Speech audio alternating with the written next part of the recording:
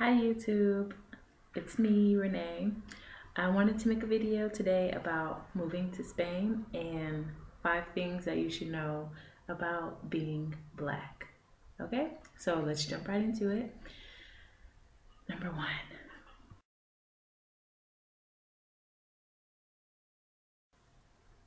So, number one, you will be stared at. There's pretty much no way to avoid it. Yeah, you're just going to be stared at. That's something that you're going to have to get over. I take it as a good thing that I'm stared at because it means that I'm worth looking at, which I already knew that. So take it in, don't take it as an offense. You have to take into account that maybe people aren't used to seeing people that look like you. And then if they do look like you, they automatically assume that you're from a poor country, or I don't know. They have their own assumptions. They make their own assumptions. And then when they hear you speak, it's like, oh, wow, she's talking in English. I wonder where she's from. So it has its advantages, disadvantages. You can take it as an offense or as a compliment. I take it as a compliment. Number two.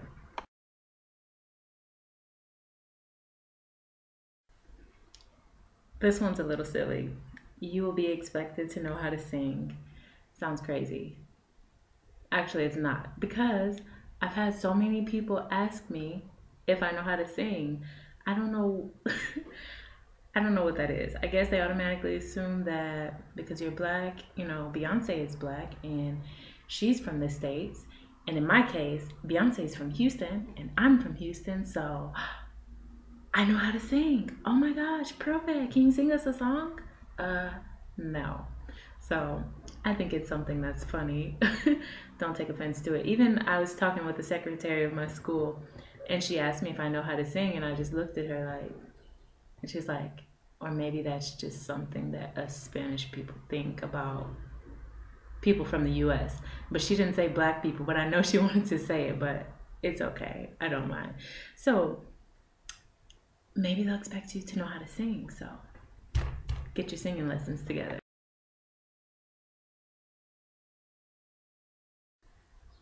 Okay. Number three is do not mistake ignorance for racism. Okay? So, being black in the United States, yes, racism does exist in the United States. Let's just make this universal. Racism exists in the world, okay? But in Spain, you have to be careful on what you consider racism and what's ignorance. And when I say ignorant, I'm not saying just the Spanish people are stupid. No, that's not it. It's that, especially the older people, they're not used to seeing people of color. They're curious, or maybe they've seen things on TV and that's all they have to see. And so that's where their mind goes. I mean, it's the same thing for people in the States. Like when I said that I was moving to Spain, someone said, oh my gosh, why are you moving to a third world country? What? Like, no. So it has, they just don't know and they're curious.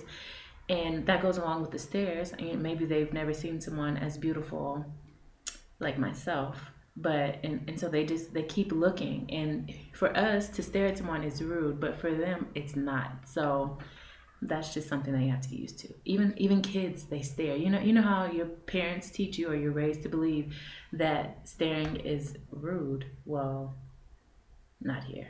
People stare and no pasa nada.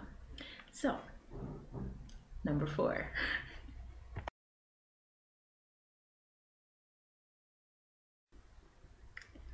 Do not expect for not just Spanish people. I mean, you should know this. If you're like me, a black girl who's natural with their natural naps, do not expect other people to understand your hair. So, I have people who want to touch my hair. And that's the same at home. So it's not just a Spain thing, but don't think that just because you're moving to Spain that that's going to change. It's not. It actually might increase. The difference is that here they might not ask to touch it. They might just touch it, and you have to say it. Don't touch. Okay.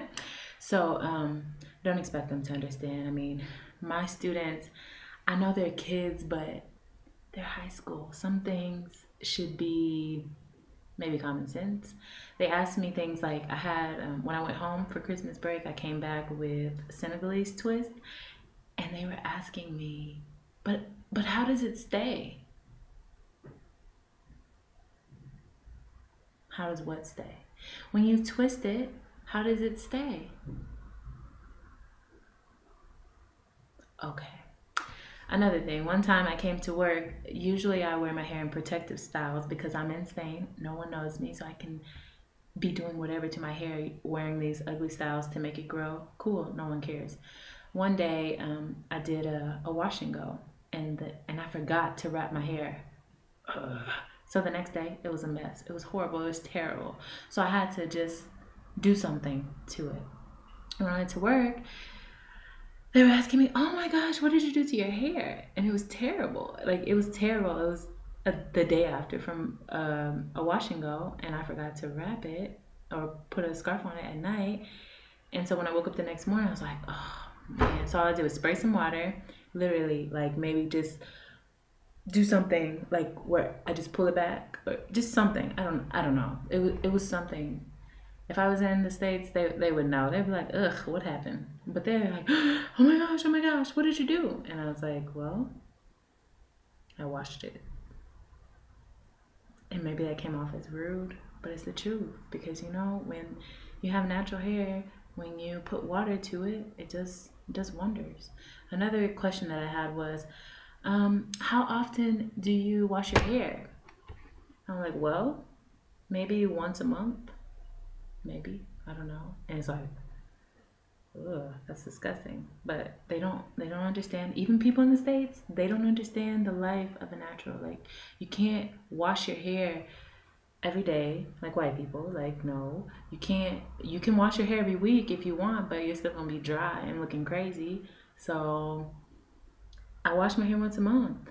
I mean, I do rinses, like I rinse it with water or maybe put conditioner, but I don't put shampoo in it weekly. It's a monthly type of thing, if that. So don't expect them to understand. Number 5.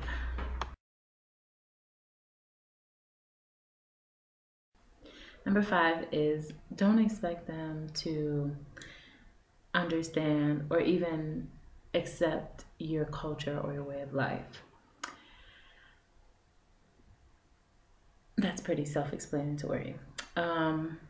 Anywhere you go, even if you are in the United States and you go from one state to another state, you can't expect things to be the same, and you can't expect people to understand the way you are, the way you do things, your family life, your culture. Don't just forget about it. So one of the things, and I'll make a video about that. One of the things in particular is, for example, you all know that I'm here with my son. And my son, who's now 4 years old, yeah, he's 4 now. The way that I am with him, it's not understood. It's not, they don't understand it. Because parenting and the way children are here is totally different than at home. Maybe not in every case, but in my case, it's different. So, for example, the other parents don't really understand. For example, if I go to pick Ryan up and Rosa says, he had a bad day today, he was misbehaving. We're not going to the park. Like, we're going home and he's punished. And the other parents are like, oh, well, I'm sure that the teacher already punished him at school. And so you're like double punishing him. So you should let him, go play. I'm like, no, we're leaving. He's my son. We're leaving. and they just don't get it. They think that I'm like really hard on him, and which I probably am, but that's fine because his teachers appreciate, well, his teacher appreciates it, and his other teachers are going to appreciate it. My son will not be acting crazy like maybe 90% of the children here. I mean, he's already picked up some of their habits. He's already like he's doing things that I don't like, and all I can do is my part at home, you know. So, and that's what you have to do as a parent. But that's a totally different subject. So the point is, don't expect them to understand the way that you do things and how that you are. And they don't have to accept it. That's fine. And the same thing. I mean, I am in Spain, like I am in their country. So I do respect their life, their culture. Like, I'm not criticizing it. I mean, hey, cool. That's what you do to float your boat. That's great, but that's not what I do, and that's not what I'm going to do. So there are some things that I do like about the Spanish culture and that I will take back home with me. I'll make another video about that later. Stay tuned. But you don't have to take everything. Like, you can be respectful, and you can respectfully decide not to do things that way, to keep doing them your way. So that's all I have for you today. Those are my 5 tips. I hope you enjoy. Please like, share, subscribe, comment, all of that. Thanks. Bye.